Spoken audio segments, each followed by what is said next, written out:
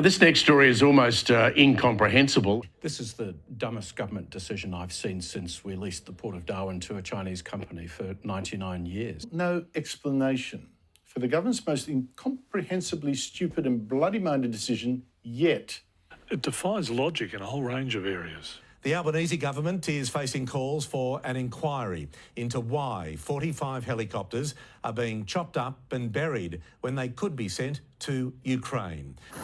The Taipan helicopter, once at the sharp end of Australia's military, now a billion-dollar bin item. The Taipans were retired following a crash in Queensland last July that killed 4 military personnel. But Ukraine registered interest in them through Liberal Senator David Fawcett at a NATO conference in Copenhagen in October, before Defence began disassembling the choppers. It's something that should have always been considered when options were being looked at as to how the aircraft would be disposed of.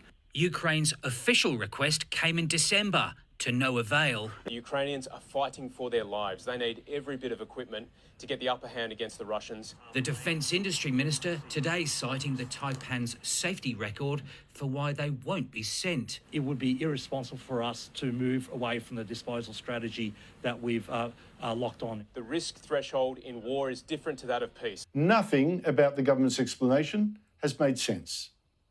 We do not know whether they're safe to fly. Secondly, to get them into a condition to provide to the Ukrainian government would require considerable taxpayers' expense and time and resources. In fact, other air forces around the world think the Taipan is perfectly safe and they use it. And has the government even bothered to ask Ukraine if it would simply take the choppers as is at no cost to our army, if we're so skint? Well, the Australian Federation of Ukrainian Organisations is begging the government to reconsider. I spoke a short while ago to Oleg Prishtupa, who's a Ukrainian helicopter pilot who served in the war against Russia, now lives in Australia to mind his family while his father flies helicopters in that war. I took part in the war from 2014 until 2018.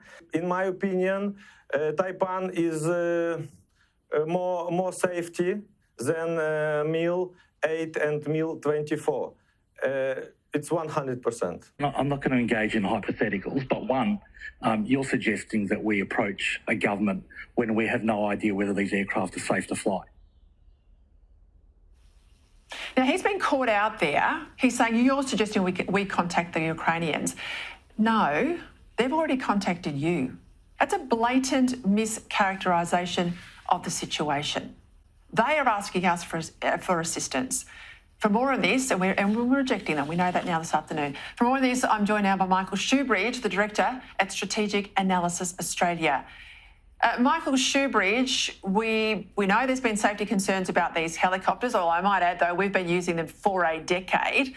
But if the Ukrainians want them knowing that, and they're fighting a war, I think they've got bigger things to worry about than some minor issues with these choppers, we can't in all conscience chop them up for spare parts and bury the airframes. And these mixed messages between Conroy, the Prime Minister, and the Defence Minister, Richard Marles, these guys aren't even on the same page. No, Peter, this is not just sad, this is a major error by the Albanese government. The Ukrainians desperately need military helicopters. Their formal request says they want to use these helicopters to evacuate wounded Ukrainian soldiers from the front line and save lives. And sitting here in Canberra, Pat Conroy has said, oh, there are safety concerns, so we can't give them to you. Well, the safety concerns the Ukrainians have are that they're in a war and they need to do everything they can to protect their soldiers. We should help them by giving them things we're getting rid of and we can't even sell. Defence saying it's not feasible to return the aircraft to operational state, given the costs, time and technical resources would be significant. My understanding is that there's potentially a dozen or even up to 20 that could feasibly be restored. 9 News found some of them in this Townsville hangar, where the Taipans are being taken apart. 7 News has also spoken to the aircraft maintenance engineer who was team leader for the Taipan fleet for the last 10 years. He says he'd even be prepared to volunteer his time to get the helicopters operational again for Ukraine.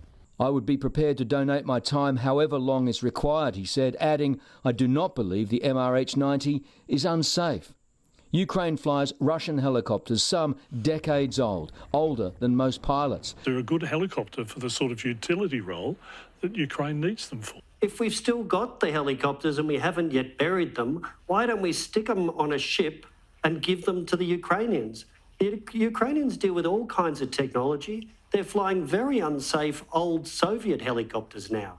These would be a real advantage to the Ukrainians in their war. This disposal strategy offered the best value for money for Australian taxpayers. How on earth can this be best value for money when on the second-hand market those helicopters are worth about $1 billion?